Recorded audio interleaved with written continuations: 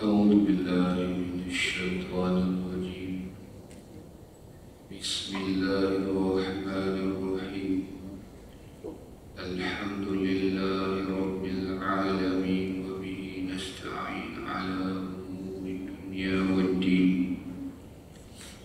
اللهم صل على سيدنا محمد الفاتح لما أغلق والخاتم لما سبق ناصر الحق بالحق والهادي إلى صراطك المستقيم وعلى آله وصحبه حق قدره ومقداره العظيم.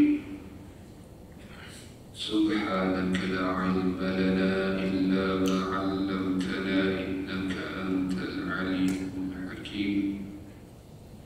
قال رب اشرح لي صدري ويسر لي أمري واحلل عقدة من لساني يفقهوا قولي. ولا حول ولا قوة إلا بالله العلي العظيم. ولا حول ولا قوة إلا بالله العلي العظيم. بمئة ألف ألف ألف لا حول ولا قوة إلا بالله العلي العظيم.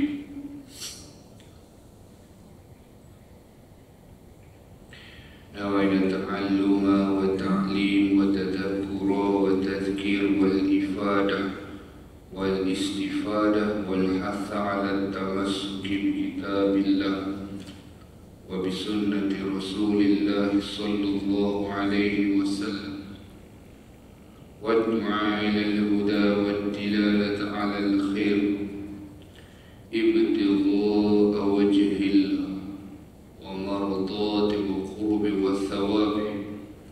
آمين اللهم آمين. أما بعد، السلام عليكم ورحمة الله تعالى wabarakatuh. Sidang hadirin hadirat muslimin muslimat yang dirahmati Allah Subhanahu wa taala, wabil khusus jamaah Masjid Al-Mujahidin. Dan secara utama syukur kepada Allah Subhanahu wa taala yang Maha Esa dapat kita berkumpul semula untuk sama-sama kita mengulang kaji pelajaran kita. Sudah barang tentunya ilmu yang wajib kita pelajari bagi semua yang dinamakan mukallaf, yang terdiri daripada jin dan manusia.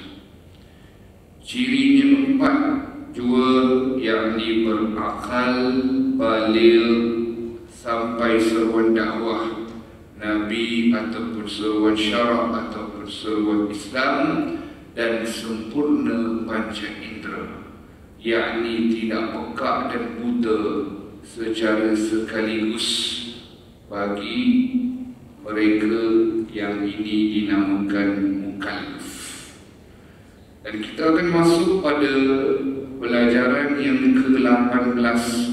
Buku tuan-tuan, buku besar, tolong beritahu saya buku surat yang mana, kerana kitab saya yang kecil ini buku surat 15, maka kitab tuan-tuan mesti kurang daripada itu. Berapa? 11. Huraian sifat kudrat 11.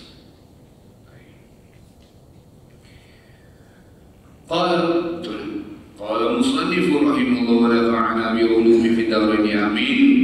Pelajaran yang ke-8, huraian sifat kudrah. Kata pengarang Sayyidil Habib Abdullah bin Ahmad Jufri, sifat wajib yang ke-7 bagi Allah ialah kudrah, iaitu berkuasa. Boleh diterjemahkan dengan maha berkuasa ataupun dengan berkuasa.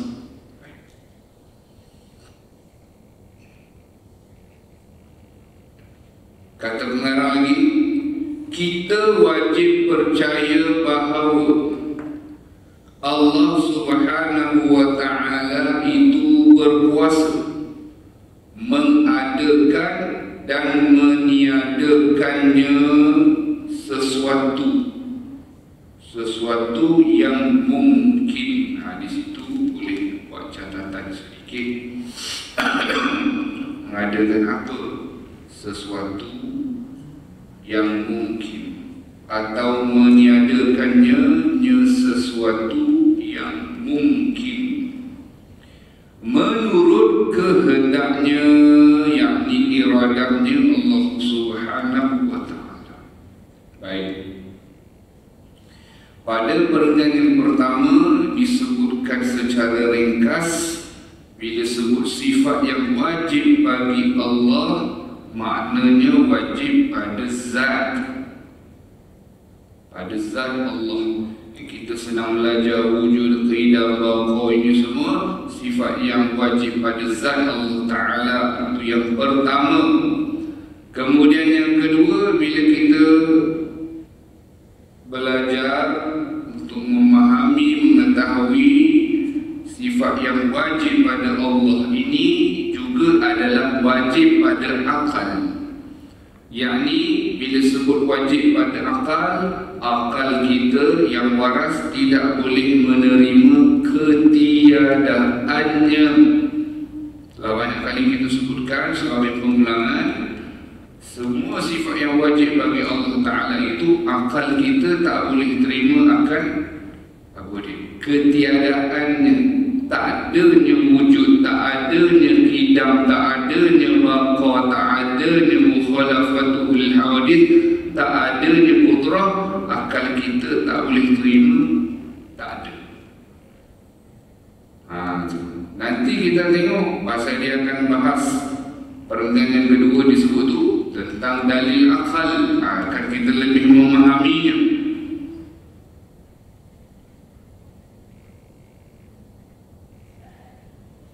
Adapun mustahil pada akal, maknanya akal kita tak boleh terima akan adanya. Adanya apa?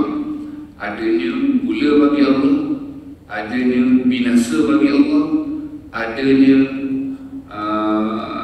bersamaan dengan makhluk bagi Allah, adanya bergantung pada sesuatu bagi Allah, adanya berbilang bagi Allah, adanya lemah bagi Allah. Ini kita akan belajar. Baik. Itu.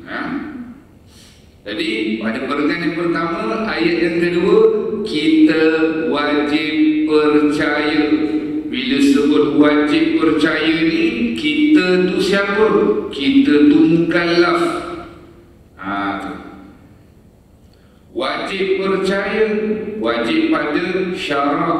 Tak dapat tidak, tak boleh kita buat takti, buat tak tahu, buat tak indah, buat tak cara, tak boleh. Pasal wajib pada syarak. Siapa-siapa yang mukallaf dibebani, dipertanggungjawabkan hukum syarak ke atasnya, mesti dia kena reti, dia kena tahu benda ni. Bahawa apa? Dan bila sebut wajib percaya, apa topik dia? 100% percaya. Tak boleh kurang walau satu. Tak boleh. Baik. Bahawa Allah itu berkuasa mengadakan sesuatu. Sesuatu di sini ulama sebut sesuatu yang mungkin.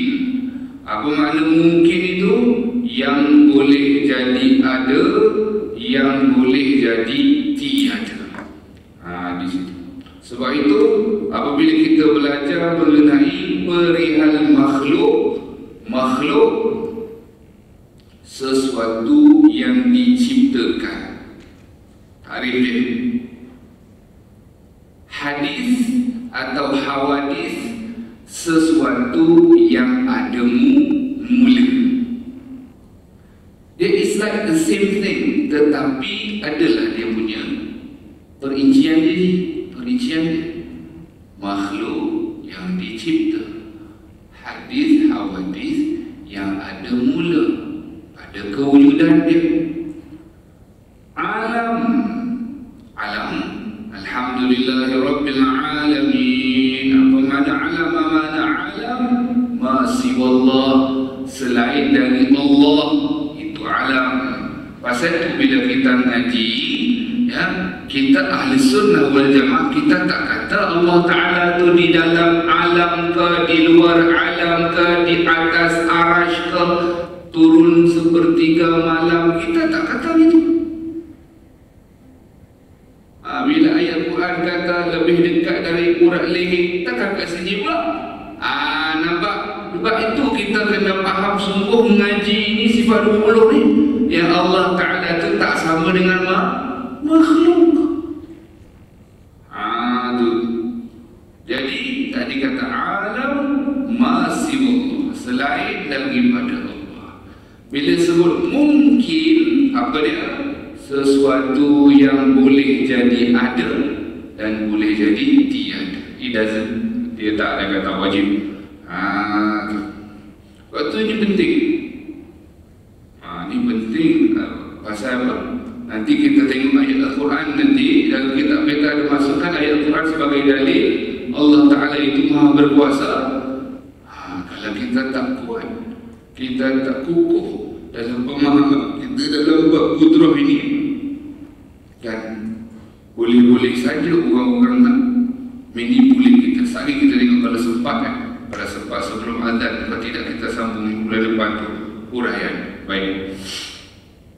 Jadi Allah Ta'ala kita wajib percaya, wajib pada syarak 100% percaya bahawa Allah itu berkuasa mengadakan sesuatu yang mungkin atau meniadakan sesuatu yang mungkin menurut apa dia?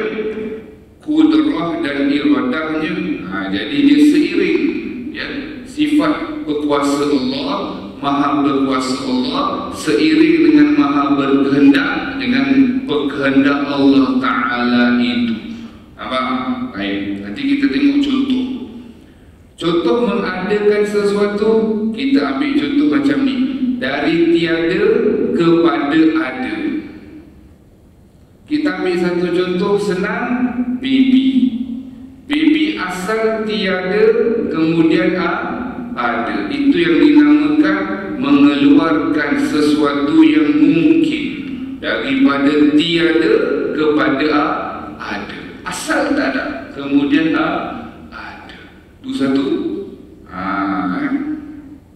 Dia tak ada, belum lagi di alam dunia, di alam rahim, maka dia keluar, maka dia dikira ada. Itu yang dikatakan mengadakan sesuatu yang mungkin. Yang kedua, daripada dan meniadakannya. Meniadakannya macam mana? Daripada contohnya manusia yang sekarang ni ada, kemudian tiada. Kerana tiada? Dimatikan oleh Allah Subhanahu wa Ta'ala. Setelah Allah hidupkan dia. Tadi contoh baby, contoh masalah. Ni daripada ada kepada tiada, umpama Allah mematikan manusia setelah menghidupkannya. Itu yang disebutkan meniadakannya. Sebelum tu mengadakannya. Yang mana? Sesuatu yang mungkin, yang boleh jadi ada, boleh jadi tak ada. Pokok kita ni semua bukan jenis wajib ada. Hak wajib ada cuma siapa? Allah sahaja. Kita ngaji dalam bab wujud dulu. Kita ngaji dalam bab wujud. Allah wajibul wujud. Allah wajib ada. Wajib yang hakiki. Apa ciri wajib hakiki?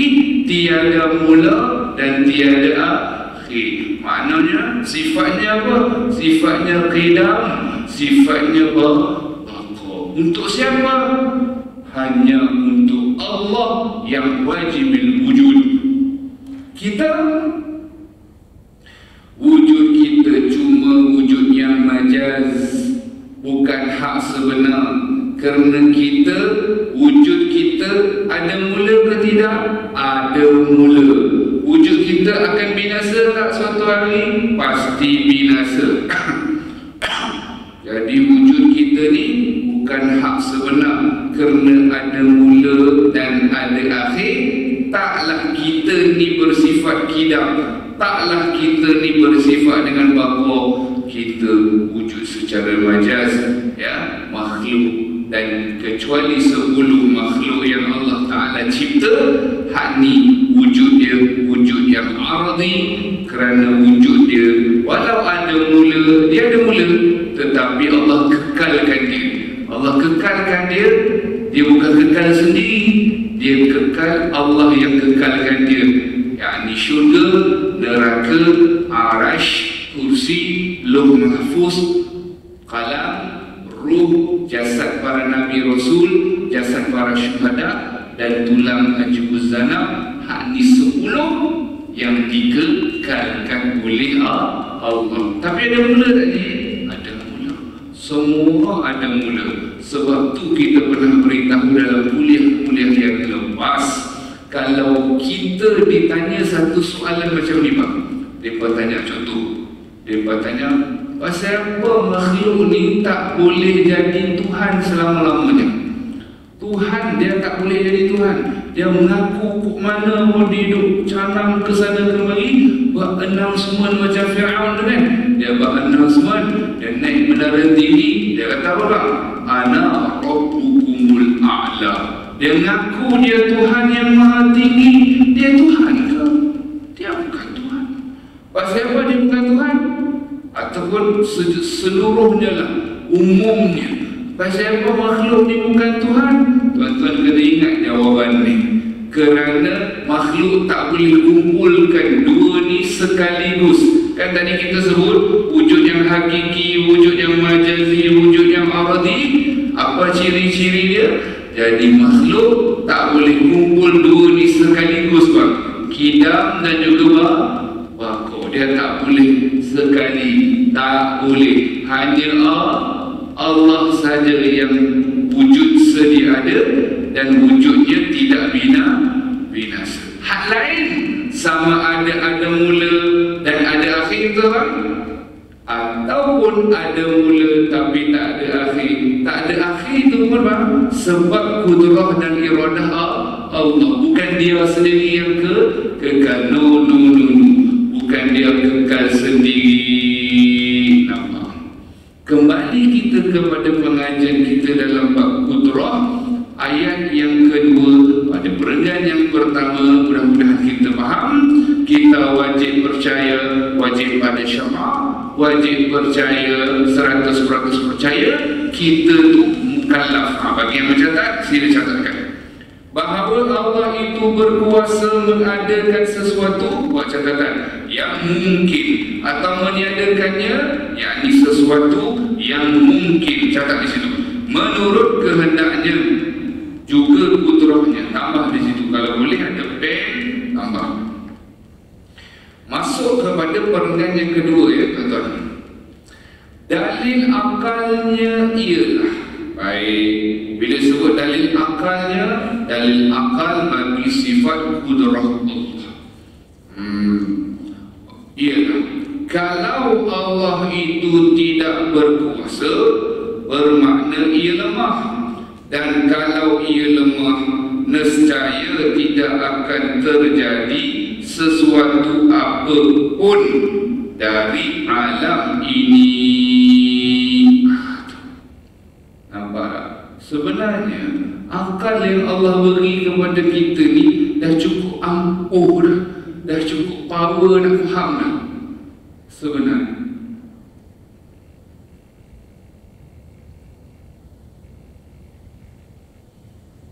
mari mana Majlis Mujahidin ni? Kita tengok ni dah berapa tahun saya ngajar di Majlis Mujahidin ni, Prof. Baru saya nampak, tengok ni kubah ni cantik juga, cantik. Oh, hari ni nama dongak. Dia kena dongak, bukan mendongak membungak, itu lain. Mendongak, Masya Allah. Baru nampak. Maksudnya saya nak sebutkan di sini, ya, tak payah dongak ke mana-mana. Kalau dongak kita nampak sesuatu, toleh kanan, toleh kiri, kan, tengok bawah nampak sesuatu. Cukup kita tengok diri kita sendiri, menjadi bukti Allah tu wujud, Allah tu berkuasa. Seumpama yang sedang nak kita faham menurut dalil akli. Sebab kalau Allah tak berkuasa, maknanya lemah. Dan kalau lemah, segala sesuatu tak akan terjadi. Benda tu mustahil. Hak kita ni siapa jadi?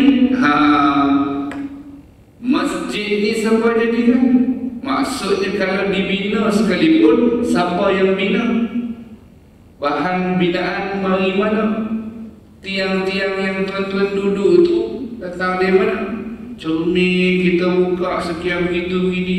Asal pasti ada asal muasalnya. Sebab itu sekiranya tidaklah Tuhan itu bersifat dengan sifat kudrah, nescaya ianya lemah. Dan kalau lemah, tak mungkinlah Allah dapat menjadikan makhluk. Sedangkan makhluk ni tak payah pergi jauh, tengok kita, tak payah tengok cermin pun pegang diri sendiri tu. Ada ke tak ada ni? Ada ke tak ada ni? Mari mana ni? Tak payah pergi jauh. Pasal tu akal yang Allah berikan kepada kita ni sudah cukup untuk menjadi bukti bahawa Tuhan itu maha berkuasa. Dapat dilihat dengan mata kepala kita. Kemudian ulama menyebutkan juga bahawasanya Allah mengadakan, kan tadi kan mengadakan betul, kemudian juga meniadakan sesuatu pasti dan pasti dengan kesepaduan 4 sifat, yakni sifat yang wajib bagi Allah. Tuan-tuan dan puan yang dirahmati Allah, sifat kudrah, sifat iradah, sifat hayat, sifat ilmun, dan juga sifat hayat. Jadi sifat-sifat inilah yang mana sifat-sifat kesepaduan daripada 4 sifat ini, yakni sifat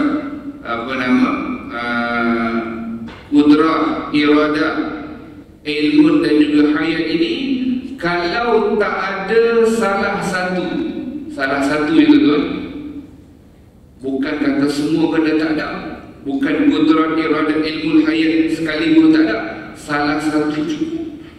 Salah satu daripada keempat-empat sifat ini tak ada, kita pun tak ada lagi. Allah maha kuasa, Allah maha kehendak, Allah maha ilmun, Allah maha ilmu, Allah maha hidup. Tak ada. Walau salah satu dengan kita pun tak ada. Nanti kita akan pergi lanjut dalam bab iradat, dalam bab ilmun, dalam bab hayat, kita akan pergi urai lebih lanjut. Cuma nak faham di sini ada 2. Sekiranya Allah itu lemah, tidak kuasa, yang lemah, akal kita tak boleh terima. Sebab kita tu ada ni sebagai bukti ciptaan Allah yang maha berkuasa. Selesai satu masalah.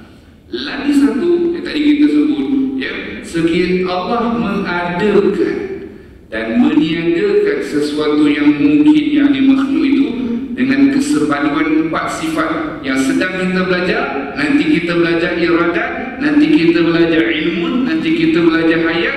Hak 4 ni jangan 4 ni tak ada, 1 dari 4 ni cukup. Kalau tak ada, kita ni pun tak ada.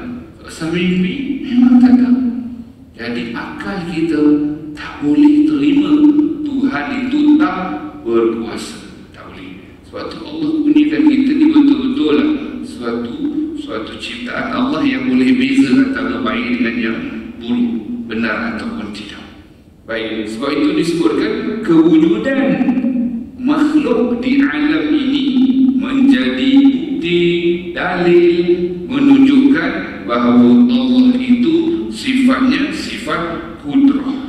Tengok dalam kitab kita, dalil akalnya ialah kalau Allah Ta'ala itu tidak berkuasa, bermakna ia lemah, dan kalau ia lemah, nescaya tidak akan terjadi sesuatu apapun dari alam ini. Ternyata tak benar, ada je. Jadi Allah pasti dan pasti sifatnya berkuasa, maha berkuasa. Baik, okey, kita tengok pada organ yang ketiga, dalil nakalnya ialah bila sebut dalil nakal daripada Al-Quran dan Al-Hadis. Maknanya wahyu. Jadi bila kita ngaji ilmu tauhid ni, dia ada dua pendalilan, dalil nakli dan dalil akli. Kenapa selalu dalil akli yang didahulukan? Ingat tak tuan-tuan? Kita pernah beritahu dalam kuliah yang lepas, mesti ada sebab. Padahal dalil yang kuat ni sudah tentulah Al-Quran, tak ternafilah tu kan? Al-Quran, hadis, pasti dan pastilah dia dalil kuat. Sekali itu lah wahyu. Tapi kenapa kita ngaji ni kan sifat 20 dalam ilmu tauhid? Biasa ditulis dalil aklinya dulu. Kenapa? Adakah dia utama? Tidak. Dia ada 2 ke 3 sebab. Okey, 2 ke 3 sebab. Salah satu tuan guru kami beritahu, Tuan Muhammad Ridhawi, dia beritahu bila kita ngaji sifat 20 ni, nama-nama daripada sifat 20 ni puji memang dah ada dalam Quran. Itu satu. Itu first point yang kita kena potong. Wujud, qidam, baqa tu bang, memang it is extracted from Al-Quran itself. Maknanya katalah kan, katalah kita tak kemukakan dalil, katakanlah contoh saja, tak kemukakan dalil Al-Quran, nama-nama sifat-sifat yang wajib bagi Allah tu pun memang dah diambil daripada Al-Quran. Bagi contoh mudah, sifat wujud bagi Allah ada 2,700 nama Allah yang ada di dalam Al-Quran sebagai dalil umum Allah tu wujud. Kita bagi hak simple dululah macam tu. Berapa? 2,700 nama Allah yang ada dalam Al-Quran sebagai dalil umum Allah tu wujud. Dan banyak lagi kita dah belajar qidam, baqa, mukhalafatuhu lil hawadith, qiyamuhu bi nafsi, wahdaniyah, masuk kat qudrah ni, masya-Allah tabarakallah. Bahkan kalau tuan-tuan tengok di dalam surah apa nama yang kita nak baca ni, ayat ni ayat yang kita nak baca ni, dia bukan pada satu surah saja. Ayat yang sama di dalam beberapa surah. Apa dia tuan-tuan? Ayat yang sama di dalam beberapa surah yang berbeza. Kita tengok dalil nakalnya ialah firman Allah Subhanahu wa ta'ala, inna Allaha ala kulli syai'in qadir. Bahawasanya Allah Ta'ala berkuasa, maha berkuasa, bersifat berkuasa atas segala sesuatu.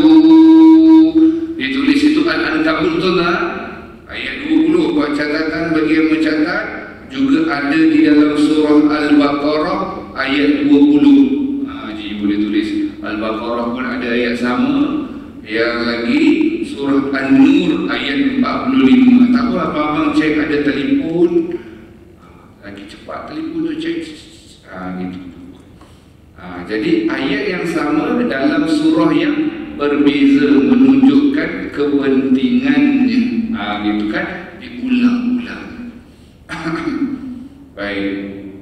Tadi kita tanyakan kenapa didahulukan dalil akli? Sebab dia tadi tu antaranya lagi 2 sebab. Apa dia? Apabila kita berhadapan dengan orang yang tidak Islam, orang tak percaya, orang kafir, orang yang engkar.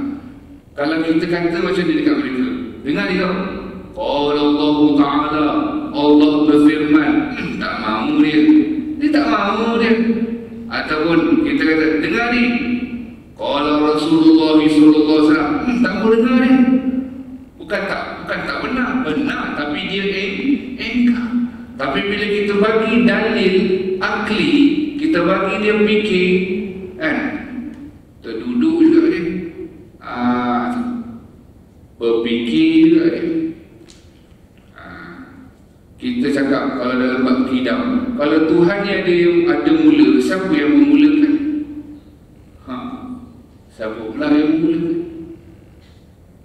Itu yang kita belajar dulu dalam bab akidah. Ada ad-daur wa tasalsul. Apa pusing-pusing atau dia bersambung sama-sama, tak ada arti. Mustahil. Kalau dia binasa, pasti ada yang membinasakan. Sedangkan dia itu tiada permulaan. Mustahil. Kalau sama dengan makhluk, maknanya makhluk. Apa beza kalau macam tu dengan Tuhan dengan makhluk? Kalau dia sama dengan makhluk, mustahil dia sama dengan makhluk. Allah itu sifatnya mukhalafatul lil hawadith. Nampak? Memang tak boleh. Sebab tu ada kan? Kalau ada orang mereka yang mengatakan Tuhan ada anak, ada isteri,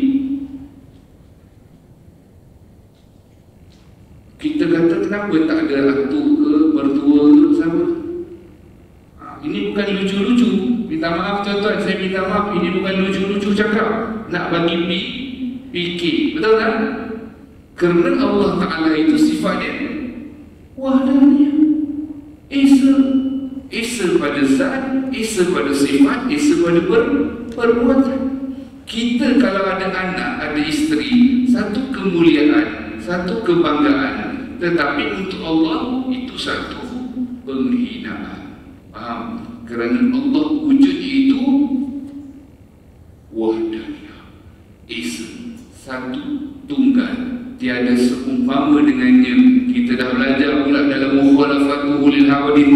Allah tak sama pada zatnya, kan? Allah tak sama pada sifatnya, betul? Allah tak sama pada perbuatannya dengan makhluk. Sama ada 100% sama, 1% sama, banyak peratus sama, semuanya tak. Sebab tu bila kita belajar, makin lama kita belajar, makin kita tahu dan menyucikan Allah Ta'ala daripada sebarang bentuk persamaan dengan makhluk dan sebarang bentuk kekurangan, termasuk ada anak dan juga isteri. Sebab cuba abang tengok ayat 5, innallaha ala kulli syai'in qadir. Betul tak? Sesungguhnya Allah berkuasa atas tiap-tiap sesuatu. Saya sendiri pernah ditanya oleh seorang orientalis. Dia guna ayat ni, dia guna ayat ni. Dia kata Allah Ta'ala boleh buat sesuatu, berkuasa atas segala sesuatu. Kenapa tak buat anak dengan isteri? Kalau kita tak cerdik, kita tak mengaji, terperangkap tak?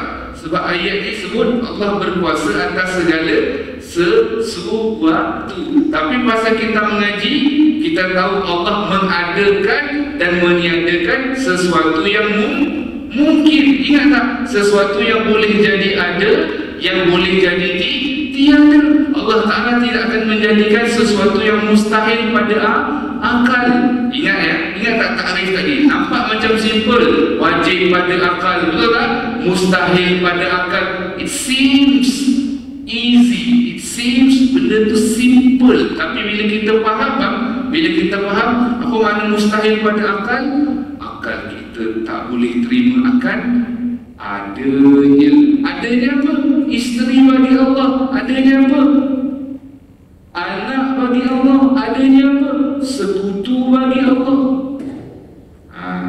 Asal nak berkumandang, kita akan sambung. Paling tidak hari ini, kalau tuan-tuan dengar yang ni, kalau mereka tanya, kita kata Allah tak akan menjadikan sesuatu yang mustahil pada akal. Seumpama anak dan isteri, Allah menjadikan hanya sesuatu yang mungkin sahaja, okay? Yang boleh jadi ada, yang boleh jadi tiada. Kita akan sambung kuliah kita pada kuliah yang akan datang. Berhenti pada ayat Al-Quran tersebut.